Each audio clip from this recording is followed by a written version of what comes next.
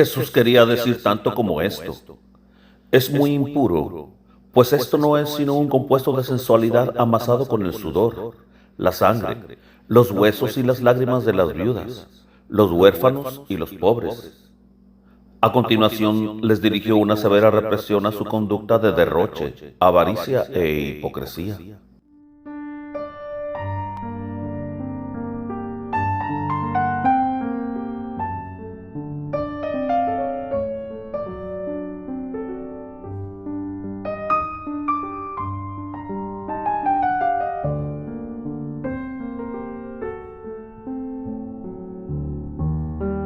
38. Galaaditis, Galaad, Gamala, Gerasa. Así llegaron a la comarca de Galaaditis. Allí se habían detenido a Abraham y Lot, y hubo aquí una repartición de tierras entre ellos. Jesús recordó esto y les dijo que no hablasen de la curación de los leprosos para no irritar a nadie, y que debían portarse ahora prudentemente para no despertar la suspicacia de otros, puesto que los nazarenos habían hecho mucho ruido y despertado el enojo de otros. Dijo que el sábado siguiente quería enseñar de nuevo en Cafarnaúm. Allí verían lo que es el amor del prójimo y la gratitud de los hombres. Les anunció que lo recibirían de muy diferente manera que cuando sanó al hijo del centurión. Habrían andado algunas horas hacia el noreste, en un recodo del mar, cuando llegaron frente a Galad, al sur de Gamala.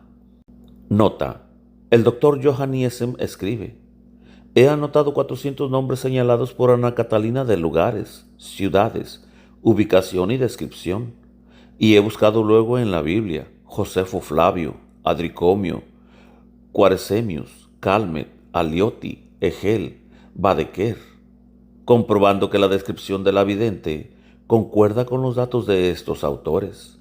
Fin de la nota. Había aquí paganos y judíos como en la mayoría de estas ciudades. Los discípulos hubieran deseado entrar, pero Jesús les dijo que si iba él con los judíos de aquí, no le darían nada y le recibirían mal. Y si entraban en casa de los paganos, murmurarían los judíos y lo calumniarían. Dijo que esta ciudad sería destruida y que era muy mala. Los discípulos hablaron también de un cierto Agabus, un profeta que vivía ahora en Argob, en estas regiones, que de tiempo atrás tenía visiones de la misión de Jesús y que había profetizado de él no hace mucho. Más tarde fue un discípulo. Jesús les dijo que sus padres eran herodianos y que le habían educado en esa misma secta, pero que se había convertido. Añadió Jesús que estas sectas eran sepulcros blanqueados, que por dentro estaban llenos de podredumbre. Estos herodianos estaban de la parte oriental del Jordán, en Perea, Traconítidis e Irubea especialmente. Se mantienen ocultos, llevan una vida tenebrosa y se ayudan unos a otros secretamente. Acuden muchas pobres gentes a ellos, y ellos, aparentemente, las ayudan, porque en lo exterior son muy farisaicos, trabajan secretamente por la libertad de los judíos del yugo de los romanos, y son partidarios de Herodes. Hacen obra tenebrosa, como entre nosotros, los masones. Tuve el convencimiento por las palabras de Jesús de que ellos se mostraban muy observantes y santos, pero que eran hipócritas y fingidos. Jesús permaneció con los discípulos en un albergue de publicanos. Había aquí muchos publicanos reunidos, a quienes los paganos pagaban impuestos por las mercaderías que introducían al país. Parecía que no lo conocían. Jesús no les habló. Enseñó aquí de la proximidad del reino y del Padre que envía a su Hijo a la viña, y les dio a entender muy claramente que Él era el Hijo, añadiendo que todos aquellos que hacían la voluntad de su Padre eran hijos de Dios. Con esto quedó algo oculto lo que les había manifestado antes claramente. Los exhortó al bautismo. Se convirtieron algunos y preguntaron si debían hacerse bautizar por los discípulos de Juan. Él les respondió que esperasen hasta que fuesen allá a bautizar sus propios discípulos. Los discípulos preguntaron hoy si su bautismo era diferente del de Juan, porque ellos habían recibido el de Juan. Jesús hizo una diferencia y llamó al de Juan una purificación de penitencia. En esta enseñanza con los publicanos hubo una referencia a la Santísima Trinidad, hablando del Padre, del Hijo y del Espíritu Santo en una unidad, pero lo dijo en otra manera. Los discípulos de Aquino se extrañaban de tratar con los publicanos. Como Jesús había estado con los esenios en Nazaret y los fariseos le reprochaban esto mismo, preguntaron ellos algo sobre los esenios. Y he oído que Jesús, preguntando varias cosas indirectamente, los alababa. Así, mencionando las faltas que cometían contra el amor del prójimo y la justicia, preguntaban: ¿hacen los esenios esto? ¿Hacen acaso los esenios aquello otro? Al llegar cerca de Galaad, salieron muchos endemoniados gritando, mientras corrían hacia una comarca desierta. Estaban abandonados y robaban y asaltaban a las gentes de los alrededores, matando y cometiendo toda clase de fechorías. Jesús los miró, los bendijo desde lejos, y de pronto se callaron. Se vieron libres y acudieron a postrarse a sus pies. Jesús los exhortó a la penitencia y al bautismo, y les dijo que esperasen hasta que sus discípulos bautizasen en Ainón. Alrededor de Galaad era un terreno pedregoso sobre un suelo blanquizco y deleznable. Se dirigió Jesús con los suyos hacia la montaña, en cuyo extremo sur está la ciudad de Gamala, en dirección noroeste respecto del mar de Galilea. Pasó por Gerasa, que se veía en lontanza, camino de 1 hora, en una hondonada, y que tenía en torno unos pantanos formados por las aguas detenidas por un dique, que corrían entre peñascos al mar de Galilea. Jesús habló con los discípulos de este lugar. Cierto profeta había sido burlado a causa de su rostro algo deforme, y les había dicho: oíd vosotros que os burláis de mi persona. Vuestros hijos quedarán obstinados cuando venga uno más grande que yo, que enseñará y sanará aquí, y ellos no se alegrarán de la salvación, por la pena que tendrán a causa de la pérdida de animales inmundos. Jesús habló también de lo que le esperaba en Cafarnaúm. Los fariseos de Séforis, irritados por su enseñanza sobre el matrimonio, habían enviado mensajeros a Jerusalén, y los nazarenos se habían unido a ellos en sus quejas.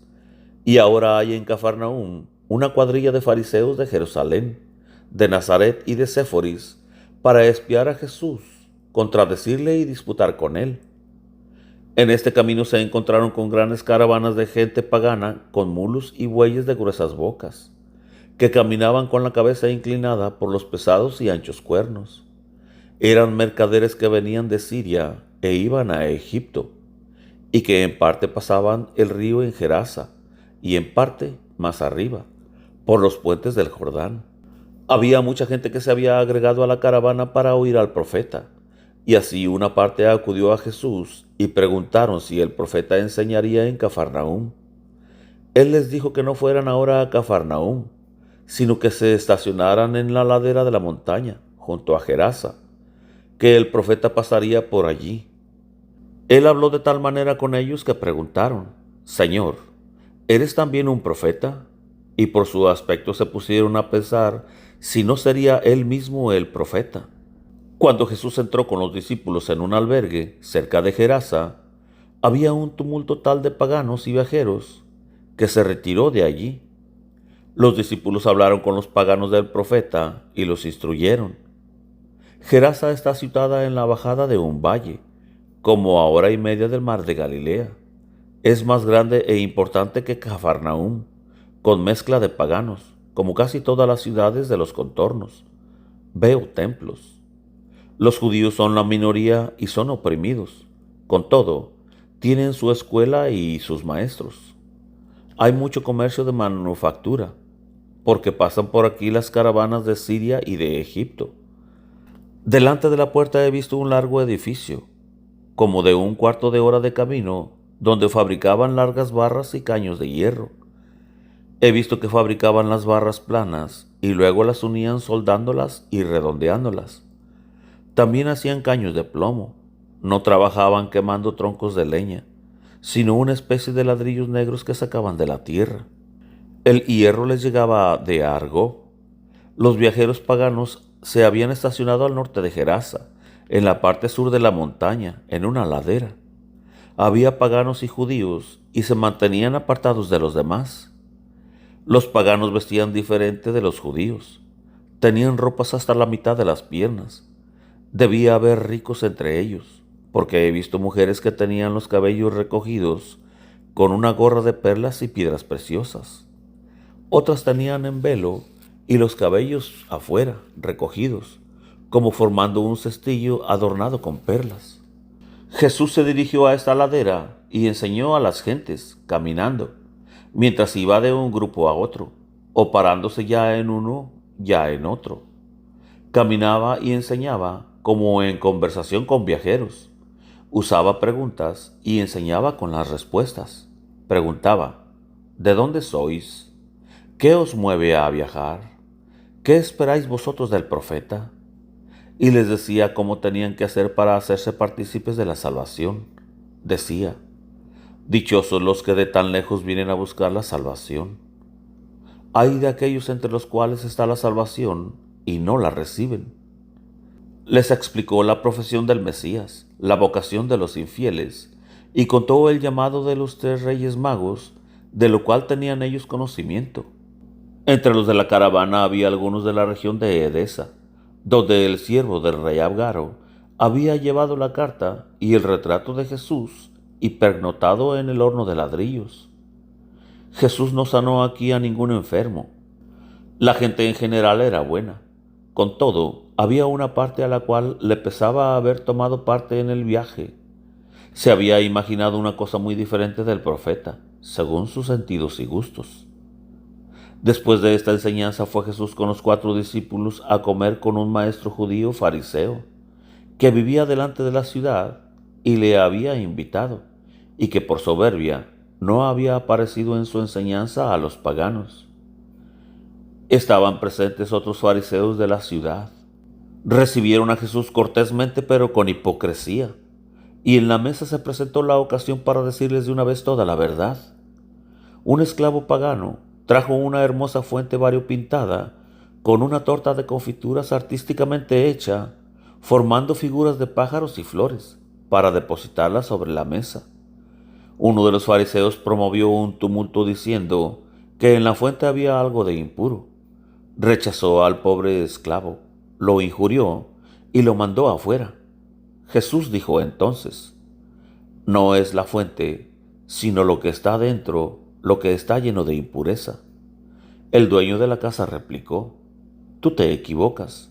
La confitura es absolutamente pura y muy costosa. Jesús quería decir tanto como esto: es muy impuro, pues esto no es sino un compuesto de sensualidad amasado con el sudor, la sangre, los huesos y las lágrimas de las viudas, los huérfanos y los pobres. A continuación les dirigió una severa represión a su conducta de derroche, avaricia e hipocresía. Ellos se irritaron mucho y, como no pudieron replicarle, abandonaron la casa todos, menos el dueño de ella, que continuó halagando a Jesús porque tenía la consigna de espiarlo para llevarlo a la reunión que los fariseos pensaban celebrar en Cafarnaúm. Hacia la tarde enseñó nuevamente a los paganos junto a la montaña. Al preguntar si debían hacerse bautizar por los discípulos de Juan, y al manifestar el deseo de establecerse en esta región, les aconsejó Jesús que en cuanto al bautismo, esperasen un poco hasta que estuviesen mejor instruidos, y en cuanto a los demás, se fuesen al otro lado del Jordán, en la alta Galilea, en la región de Adama, donde había paganos bien instruidos y gente buena, donde pensaba él ir dentro de poco a enseñar. Continuó su instrucción a la luz de las antorchas. Después los dejó y caminó por la orilla del mar hasta un lugar donde los criados de Pedro le esperaban con una barca. Era ya muy tarde, y los 3 criados de Pedro usaban teas encendidas cuando se embarcaron a una media hora de Betsaida Julias. La barca donde subió Jesús la habían acomodado Pedro y Andrés con sus siervos para Jesús. Estos eran no solo pescadores y marineros, sino que sabían hacer sus barcas. Pedro tenía 3 de estas barcas, una de ellas tan grande como una casa. La barca que hizo para Jesús podía contener como 10 hombres, y por el ancho y largo tenía la forma de un huevo. La parte delantera y la posterior estaban cerradas y se podía guardar allí lo necesario y había comodidad para lavarse los pies.